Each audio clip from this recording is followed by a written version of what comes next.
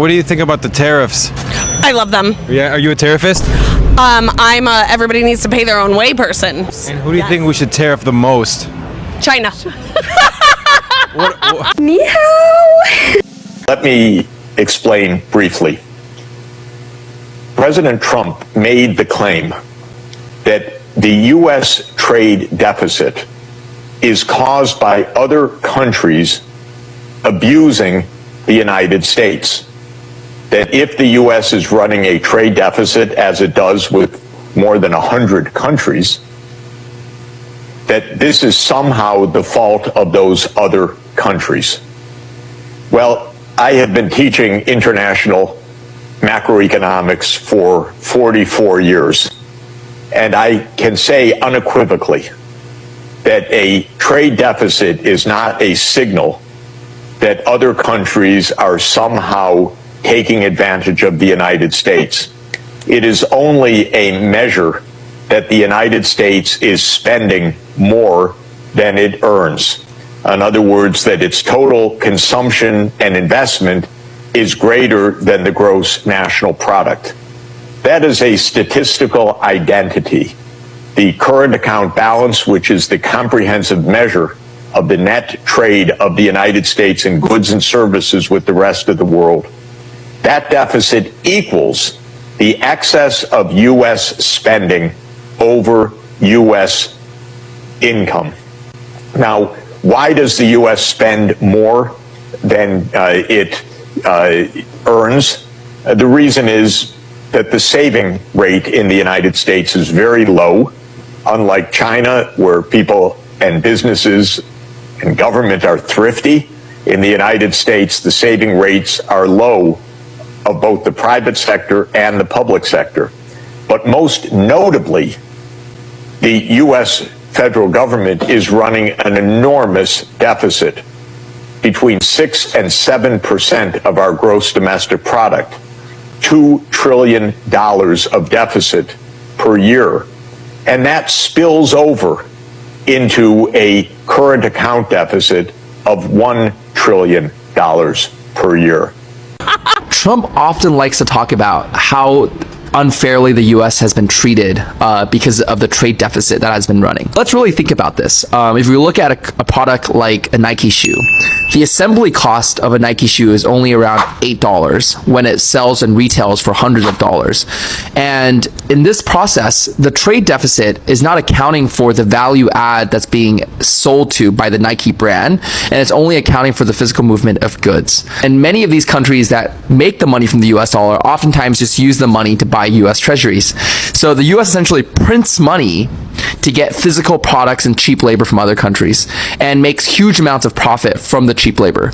So who is ripping off who? And this is kind of the question and problem that many Americans don't realize. It's the power of the US reserve currency and the reason why the US is the biggest consumer across the world. What about the lease? China. Canada. They've been pretty nice to us. Canada's been really nice to us. Canada's nice. What do you think? Old relationship with the United States, a relationship based on steadily increasing integration, is over. The system of open global trade anchored by the United States, a system that Canada has relied on since the Second World War, a system that, while not perfect, has helped deliver prosperity for a country for decades, is over. These are tragedies, but it's also our new reality. We are over the shock of the American betrayal, but we should never forget the lessons. But you're going to take us forward. We have to look out for ourselves. And above all, we have to take care of each other. There you have it. That's the new Canadian Prime Minister just sworn in. For context, he's the economist that convinced Japan and a bunch of other G12 or G9 or G6 or whatever for countries to start dumping American bonds. Yeah. They're the ones that, he's the one that basically got Trump to stop talking about Canada being the 51st state because he found a way to scare the shit out of Trump by dumping treasury bonds and increasing the interest rate that the treasury would have to pay out. So let's see what the future is. He has made clear they have to start thinking of one another. Basically, that isolationism that everyone had, like, think about it. This Trump kind of ran on isolationism right from the get-go, right from his first term. He ran on, we need to cut off from everybody. Seriously, go back and think about it. He ran on isolationism. So, yeah, here we are. Trump hasn't been able to make one single trade deal with any country across the world. He's imposed tariffs across this world, and not one country has come to the table to make a deal with this man. And according to the Washington Post, the American people, they see that. With 72% of Americans saying that they see a recession coming due to these tariff wars that he has started. And 89% of them saying that they are likely to see the tariffs result in higher prices on their goods. Only 40% of Americans think that Trump is acting with authority when it comes to the immigration policies. And 59% of Americans are concerned that Trump will do too much to reduce the size and the role of the government. 68% of those who were polled stated that the fraud in the government has either stayed the same or gotten worse. And 56% of those who were polled have stated that the waste in the government has either stayed the same or increased. In February, Donald Trump had a 45% approval rating. Now he's sitting at a 39% approval rating. I'm here to do my own poll. Use the comment section and let me know. Do you think that Donald Trump is making America great again? Because I'm not seeing it. Trump has declared in a new interview with The Atlantic that he not only runs the United States, but he runs the entire world. In the article, he reflects on his first term compared to his second term. And in his first term, he said that he had to handle all of these crooked guys and only run the US. But now in his second term, he can focus on not only the US, but running the entire world. These remarks come just around his 100th day in office, where he has the lowest approval rating since Dwight Eisenhower. Furthermore, Trump has sparked so much controversy that it will be interesting to see how world leaders respond to Trump's statement about running the world. In his first 100 days, he has already managed to get rid of some of our main allies, including Canada. So I'm interested from my followers all over the world. What do you think? Does Trump run the world? Mexican beaches are for Mexicans, not for Americans that want to come and live cheap in Mexico. That's what Claudia said in a message to the Americans living in Mexico. This is what Claudia said in a mañanera. She has launched a brand new campaign, and she is sending a warning to all the Americans living in Mexico. Take your stupid fences out of the beaches of Mexico. This ain't your beach. The beach belongs to the Mexican people. And that's because Americans go over there and buy a little property, and already they think they own the beach. And so they put little fences obstructing the Mexican people from having access to their beach. And Claudia said, no more. She went as far to say, if you don't remove your little fences, I'm sending some heavy equipment to pick all that crap up. She said it in a nicer way. See, the audacity that you're gonna go to Mexico, buy property in Mexico, but you don't want Mexicans around you. The reason why Claudia decided to make this project is because she has gotten enough complaints from the community, from the Mexican people, that they cannot access the beaches because these Americans go over there, put their little fences or mark their spaces, and they don't allow anyone else to access the beach. Even if you buy property in Mexico, the beach doesn't belong to you. And she has also instructed Mexican officials to go to the hotels, Airbnbs. She said she's going to go find any hotel that tries to privatize the beaches that belong to the Mexican people. What you need to understand is that this has been an ongoing problem in Mexico. For too long, the Mexican people cannot have access to their own beaches. Well, during this mañanera, Claudia was like, you know what? You want to privatize a beach? Do it in your own country. But the beaches in Mexico belong to the people of Mexico. The other thing that we are looking to add is full expensing for factories. So bring your factory back. You can fully expense the equipment and the building. We will couple that with deregulation, cheap energy, and regulatory certainty, and that will continue to make the U.S. the greatest destination for domestic. Hi, so I have 14 years of manufacturing experience for anything from plastic goods, clothing, manufacturing, anything else like that, both in the US and overseas in China. If you go to my business page in Octax, my brand, I actually have factory visits there and I do tours. Hey, so real quick, who's working at these factories? Because in China, they have socialism. So people already have basic health care, they have a right to housing, food is all, kept at a price that is affordable for everyone, everywhere. Also, these factories often provide 3 meals a day, minimum 3 meals a day. They have dorms for them to stay at that are right there, that are optional. And the hourly wage they make there, the $2 to $3, that could pay for them going out, buying an entire meal, and purchasing a doctor visit. You can't do that with any hourly wage, any single hourly wage in the US. Also, hey, real quick, who's currently working at the factories in the US? It's mostly Mexicans and migrants.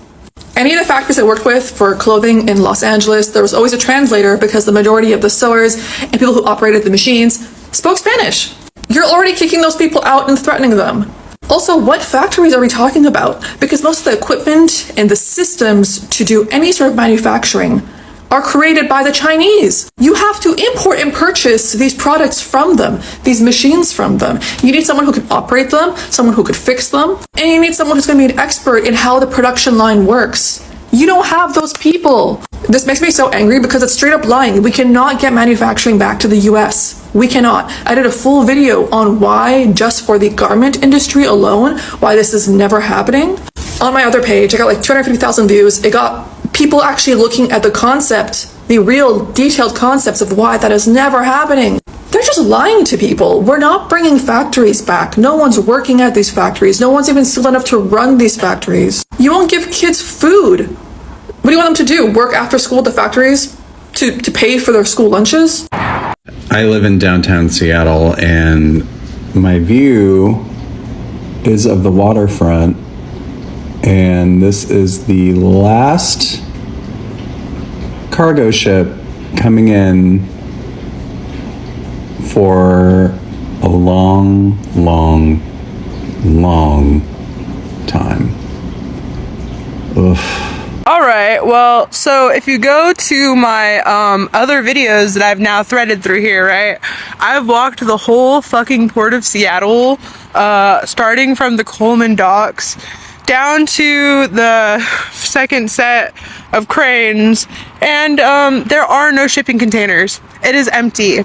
And also, if I stand up on here, or I even, was able to, there are no ships in the harbor. There are none. Actually, okay, there is one ship. And I don't know if you guys can see this very well because of the fence, but there is one ship that's docked over there, and I think that there might be some shipping containers in the next harbor over. I'll find out. But this whole harbor, which is usually bustling and full, is empty. The only thing that's in there is some cars. It's not a false lie. And I'm sorry that you needed to be shown, but yeah, no, this harbor is empty. This harbor is empty. Yeah, I posted 2 other videos as I've made this crawl. I've walked almost a mile to show you guys that this is empty. But yeah, the harbor is empty. Okay, so you guys know I'm a gig worker, right? And I've been warning you for the last couple of weeks that I had been seeing something. When they tell you there's going to be a shortage, there's going to be a shortage. See behind me? See the top of this shelf? Normally, and I'm in the canned foods aisle, normally this shelf is topped off with overstock. It's all gone. So, yeah, is there a shortage coming? There's a shortage coming. I'm also noticing and I'm in Walmart, I'm shopping an order for a customer. I will also tell you what is becoming very light is the dry pasta. There's been holes in that for the last week. So y'all need to stock up. Now is the time to do it.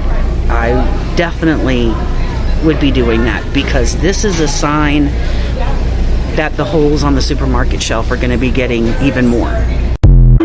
I think since they keep raising the prices, we should just raise the crime rate. Look, the tariffs aren't just going to lead to increased prices and scarcity or possibility of empty shelves. It's going to impact so much more than you think. This poster really summed it up well. People are not understanding what empty cargo ships from China actually mean. It means no work for dock workers, no work for truck drivers, no work for retailers, fewer dollars circulating. The cascade effect is just mind-boggling. There are already large organizations across this country that are doing massive layoffs.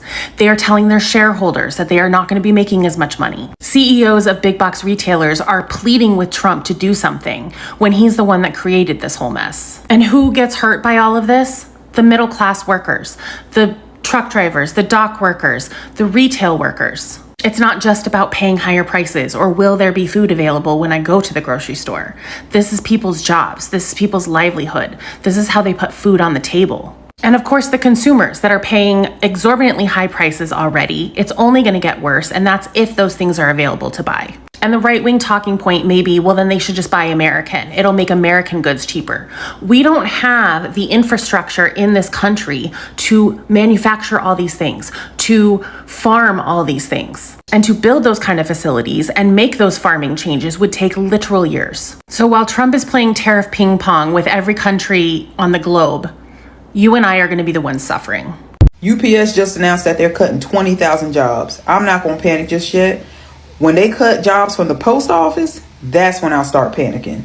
Them motherfuckers will hire anybody. I worked at the post office for 3 years, on and off, because they kept letting me come back. You could literally walk into a post office right now. No badge, not have put in an application, didn't even take the test. They won't even know who you are. They'll just put you to work. They'll be like, hey, you'll take Route 20? You'll take C18?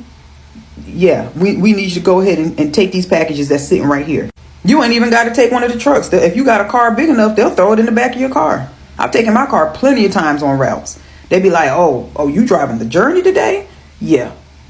Go ahead and take Route 3 and go ahead and load up C22 because we going to need you to take them routes. I promise you, when they start making cuts, that's when it's time to be scared. That's when it's time to panic because they'll let anybody work there. Anybody. They'll let a dog work there. They'll let a cricket that jumped in through the door work at the post office. I promise you, anybody can work at the post office. So when they start making cuts, that's when it's time to panic because them folks don't care. They'll pay you as long as you work. They may not pay you accurately. They may not pay you on time, but they're going to pay you eventually if you're willing to work. I mean, it's down and they keep going up. I feel like if it goes up, the other one will go back down. At least that's how the chart that I drew wound up. I didn't draw a chart. It's all in my head. I just read through Trump's executive order, so you don't have to. If you think this is some normal government shit, you're about to be blindsided. I'm here to tell you all the red flags that I found. Trump's not even hiding it anymore. He is straight up blaming progressive reforms and DEI and local officials for the crime. Like, equality is the enemy now. Not poverty, not guns, not broken-ass system. If a mayor says, hey, maybe don't choke people out, Trump wants to label them as obstructing law enforcement. This is literally how you start flipping public servants into criminals. Cops now get a free legal team to defend them in court. Like, let that sink in. If they beat the wrong person, shoot the wrong house, crush a protester, they don't even need to worry about legal fees. I'm creating a system where cops can go full throttle and walk away covered. And guess who's helping to fund it? You. He wants to flood the local departments with more weapons, more money, and more freedom, and tear down the old limits that kept rogue departments in check. You remember how the DOJ used to step in when the department got too racist, too violent? He's saying, nope, no more of that. Let's let cops run it how they want. This is where it gets fun. He told the DOJ and Pentagon to figure out how to use military and national security assets on US soil for law and order. That's setting up like legal excuse to send armed soldiers into American cities. And if you hear Insurrection Act after this, don't be surprised. He wants legal action, lawsuits, investigation, federal pressure against any local leaders who says no. Say no to military police? You're the problem. Say no to targeting immigrants? You're now obstructing. This ain't about justice. This is about making sure no mayor or governor dares to push back. So no, this is not martial law. Not yet. But every piece is now on the board. The cops get shielded, the feds gets armed, the cities gets threatened, and if something pops off, the order's already signed. This is literally the warning shot. Amazon pissed off Donald Trump so much that Trump picked up the phone and told Bezos to piss off. So there were rumors that Amazon would be showing the prices from before the tariffs and after the tariffs, right? Then the press secretary came up and saying, if this is the case, then it would be a political attack on the Trump administration. That's when Donald Trump picks up the phone and swears at Bezos. Bezos then says, no, we're not doing that anymore. We were just going to do it for like all the cheap stuff. Don't worry, brother. We're not going to do it. And then it's being removed completely right after that call. This is hilarious. I mean, Trump with one call can change it. You're telling me America doesn't have corruption? Bullshit. It's run by these corporates. It's run by these companies. Trump is a billionaire. Have you ever heard a president calling the CEO of another company and saying, hey, bro, what are you doing? Why are you doing that? No, it's ridiculous. Holy shit. This may be controversial, but Trump's nationalism is backfiring globally. So Australia and Canada, both expected to swing right this week, are actually staying left or centre left. And Trump's nationalism? It's a big reason why. So as you know, I'm Australian and we go to the polls this Saturday. Canada just went to the polls yesterday. And it's very, very interesting how our respective elections are playing out. I watch this with a lot of interest because I'm a law lecturer, and for 10 years I've specialised in the law of government, ethics, and a bit of commercial law. So let me break down for you what's happening. Both Australia, as I said, and Canada, they've got national elections this week, and everyone thought that the cost of living crisis, all those pressures, those post-COVID inflationary pressures, they would push people to crave change. And it did, for a while. But instead, we're seeing voters lean back towards pragmatism. Centre-left governments are likely going to survive because cooler heads are prevailing. Not this idea of fear or rage or hating on the minorities. And that is impressive because in both countries, something very interesting is happening. If Albanese wins this weekend, it will be the longest running term of service for a prime minister in a decade, because we are a bit famous for swapping out our prime ministers just like whenever we feel like. For a while there, we had 7 prime ministers in 7 years, something like that. As you'd also know, Trudeau recently stepped down. He carried his chair out of Parliament, and he's been replaced by another leader with some experience in banking, which is, I think, very interesting. All of this reminds me a lot of the Cuban Missile Crisis. Now, that was the last big war, the Cold War, and that was one of the major flashpoints where the world didn't actually end in nuclear apocalypse. But why? Because the leaders on both sides, Kennedy and Khrushchev, they chose reason over instinct. they both realized that you can't really use the past wars like World War II to predict future wars, even though there was a lot of pressure to do so. Even though America won World War II, so there was a lot of reason, and so did Russia, right? The USSR. But the Cold War wasn't World War II, when both sides are armed to the teeth with nukes that can kill everything on the planet. It's a totally different kind of war. It was different risks, different stakes, so new thinking was required. They recognized they were living through a new kind of history that couldn't always be guided by what had previously happened. Today's political moment is much the same. Old battles, they can't guide us completely. We need leaders, we need voters, we need us, willing to think a little differently, think a little more critically, look past our own fear. And we've all been a bit fearful, just like we've all been a little bit racist, a little bit sexist, a little bit of everything. But we do need to look past that, find our most objective selves and act with nuance. I mean, just look at Taiwan. Their former leader, Tsai Ing-wen, I'm so sorry if I mispronounced that, I'm not from Taiwan. She holds a PhD in law from the London School of Economics.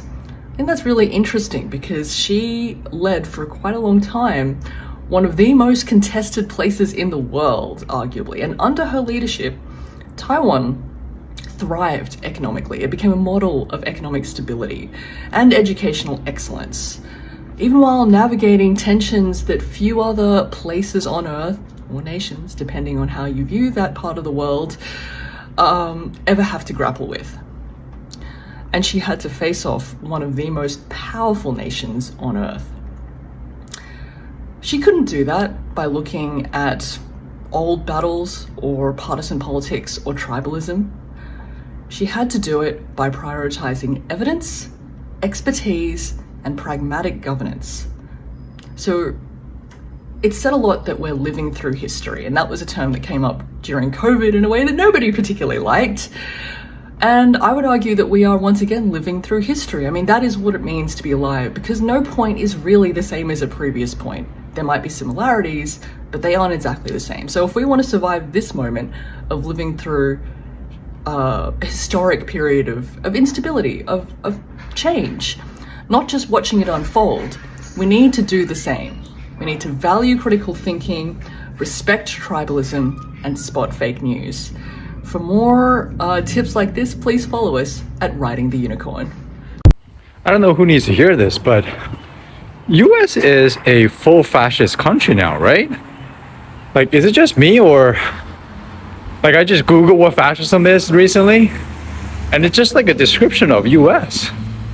Like, we got this cult leader, we got prisons being built from other countries, and they're just picking a different type of ethnicity, a group of people per day, and the education system is going down the drain. What is happening? Chinese people actually have a nickname for Donald Trump. We call him 川建国. So Chuan obviously is related to Trump. It's a similar sound. And 建国 is a very patriotic name for Chinese people. It literally means build a nation. So Trump has always been using China as the evil one to unite his following. Using China as a smokescreen to cover up what he actually is doing. But from Chinese people or Chinese government's perspective, what Donald Trump is doing is uniting China, is making China looking really good on an international stage. And China didn't even have to invent anything, because Donald Trump already did what they can never imagine. Like, it's beyond their wildest dream. So yeah, to Chinese people, that's a very patriotic behavior, so we gave him the name 川建国. Who is winning the war, China or the U.S.? Scott Bessent this morning just said that China is going to have to back off of their tariffs, because if they don't, then they are set to lose about 10 million jobs rather quickly, I believe was his exact quote. And while this tariff war is having an impact on both markets, the way that they're reacting to it is drastically different. Let's break down these impacts based on country. The U.S. will experience higher consumer prices due to increased import costs, retail shortages as businesses struggle to restock, job losses in trucking, logistics, and retail, and manufacturing uncertainty with some companies moving operations overseas. Meanwhile, China will experience an export slowdown, but China is redirecting trade to other markets. China has government intervention to stabilize employment and will experience potential job losses, but no confirmed estimates of millions lost. Zooming out, while Treasury Secretary Scott Bessent claims China could lose millions of jobs quickly, no independent studies can confirm this exact number. Both economies will suffer if tariffs persist. The U.S. does face higher inflation and job losses, while China must adapt its trade strategy to maintain stability. Okay, so those are the impacts. What are they doing about it? China has its Made in China 2025 initiative. They are diversifying trade partners. They've put on the retaliatory tariffs, and they have put some restrictions on rare earth materials, which are crucial for U.S. tech and defense industries. The U.S. is also taking steps, but they're more to mitigate harm on American businesses and consumers. Diversifying imports, so companies are shifting supply chains away from China to alternate countries, tariff exemptions, financial planning and risk management, as well as temporary tariff clauses. So while the U.S. is reacting and creating ways to work around and deal with the tariffs, China is actually actively adapting its trading strategy. Their ability to redirect trade, invest in domestic industries, and impose counter tariffs suggests a proactive approach aimed at sustaining its economy. Meanwhile, the U.S. is adjusting supply chains, issuing tariff exemptions, and pausing some tariffs temporarily look more like short-term damage control rather than a lasting economic shift. So big picture, if the tariffs stay in place, then China's strategy will allow itself to stabilize much faster than the U.S., who will most likely face ongoing disruption unless deeper economic adjustments are made. Don't forget to follow and let me know what you want to deep dive on next. Perception of China. I think in my mind, in the moment, it's a bit more negative, but put it together, then it's more positive. Fake news! Welcome to Daily Trump Fake News. First photo is an outshot from 2017 by American photographer Ethan Daniels. Location, Indonesia's Raja Ampat Islands. Second image, that's actually trash near Honduras, Roatan Islands. Documented by photographer Caroline Powder back in 2017. Honduran officials pointed fingers and Guatemala for that mess, not China. Third one is even more ridiculous. Straight up Photoshop. The left half shows a US design cleanup system in California, while the right half used Caroline Powder's Honduras trash bags. Total mashup. All these images are at least 5 years older than Trump's post, and zero proof connects any of this trash to China. Why this guy always blaming us for everything? Ocean plastics come from everywhere. Scientists keep saying we need teamwork to fix this, not playing games. You might be wondering how I can use TikTok and YouTube. Isn't that illegal in China? Well, first of all, we can't access TikTok and YouTube directly, but there's no law that says just using them is illegal. What is illegal is using overseas platforms to do criminal things, like telecom fraud, spreading border content. Yeah, no OnlyFans, or promoting separatism. Also, using a VPN isn't illegal either, but running a VPN service and making money from it is. That said, for safety reasons, I don't recommend using VPNs. What I use is a specific SIM card from China Telecom made for the Greater Bay Area. This one, it works with all kinds of ID verification and can connect to the international internet, even from mainland China. It's really useful for people doing international business or traveling. And I recommend it if you are planning a trip to China. I know this is not aid, yeah? This is why I'm unapologetically pro-China, part 2. Why would I move back from California? You had it so good there. Did I? I worked my butt off all month to feel tired, desperate, and barely able to pay rent in California. Here, I can thrive and have money left over at the end of the month. Crazy concept, huh? But the healthcare in the US is so good. My health insurance in China is $50 a month. And there's no deductible. I paid for a CT scan out of pocket, and it was $40. But that didn't matter because it was fully covered by my insurance anyway. Oh yeah, I also got that done same day. In the US, it would probably take a month and cost thousands. Taxes are much lower than they are in California, so I have more money left over at the end of the month to spend the way I want to. I've met super cool people from all over the world instead of being confined to one place for all my life. This opens you up to new perspectives rather than being stuck inside of your own echo chamber. I live close to super cool countries like Japan and South Korea, and that makes traveling in Asia exponentially more affordable. But more importantly, it's about the quality of life. Back in California, when we would go out to eat, who wants to only order 1 or 2 dishes at dinner? $100 meals add up quick. Here we order whatever we want, 4 to 5 dishes, 6 dishes, whatever, and the bill is only $20 to $30. You feel like you're living instead of just scraping by. My name is Ian. I make videos about living in China. Follow me for more living in China content. If your rent takes half your paycheck, you're not renting. You're getting robbed. See, rent used to be 25% of your income. Now it's 50, 60, or 70% in some areas. And I think we all know it's not because the apartments got better.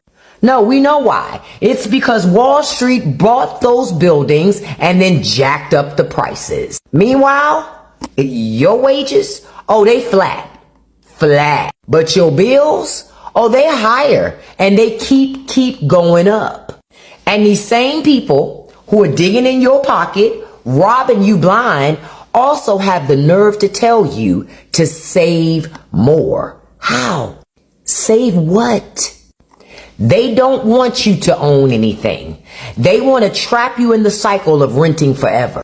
If you're sick of working because you're tired of paying somebody else's mortgage, comment trapped and share it with somebody else who's also tired of this mess too. Does anyone else just want to run away into the woods or into the jungle and just start an entire new life? Like, I don't want to live in the city anymore. I don't want to work. I don't want to pay my car insurance or pay rent or try to find another apartment.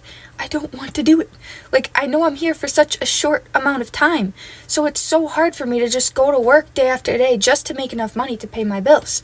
And I'm actively manifesting abundance, so I'm trying to talk positive about money. Like, I always have enough money. I have more than enough money. But at the same time, it's a little bit hard because we are living in this matrix, so we also kind of have to play the game. We have to play the matrix game. We do have to make money if we want to go travel and see the world.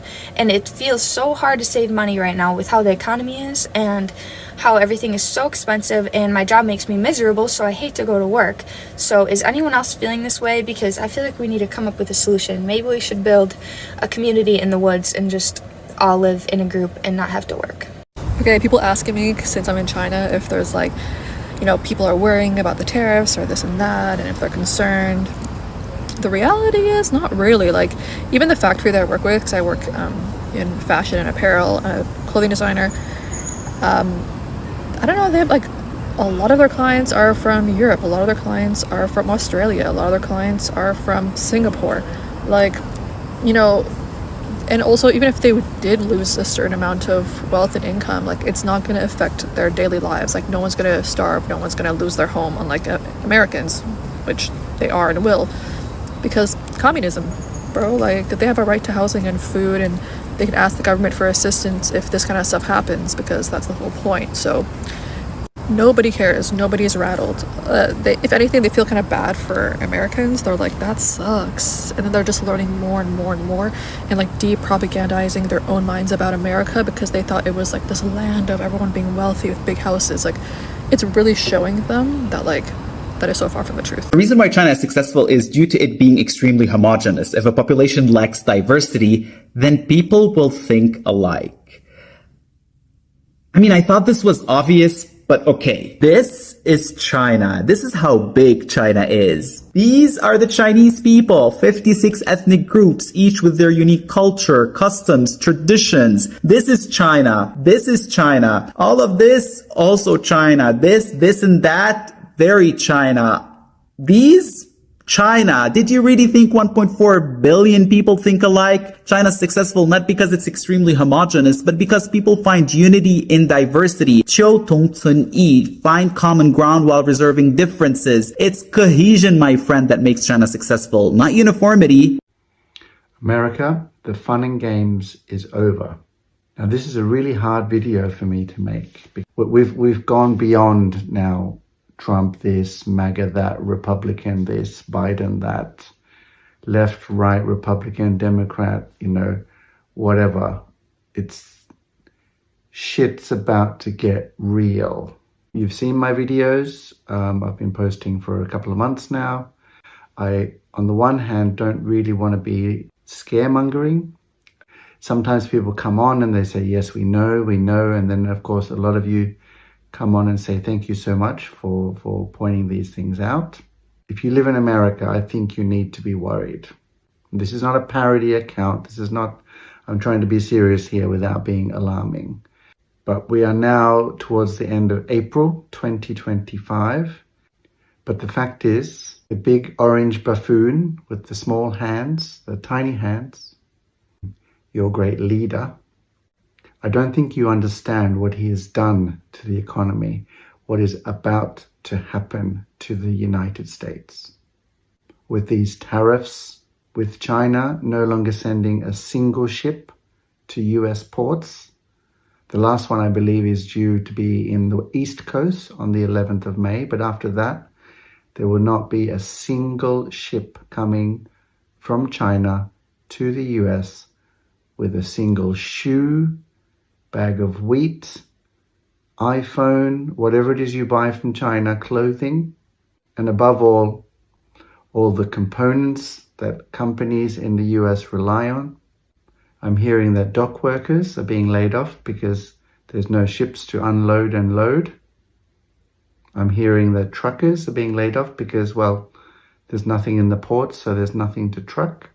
I'm hearing that places like Las Vegas, which live off tourism, and now on the quiet, getting rid of staff, saying you'll let go because, frankly, there's no more tourists welcome to the US.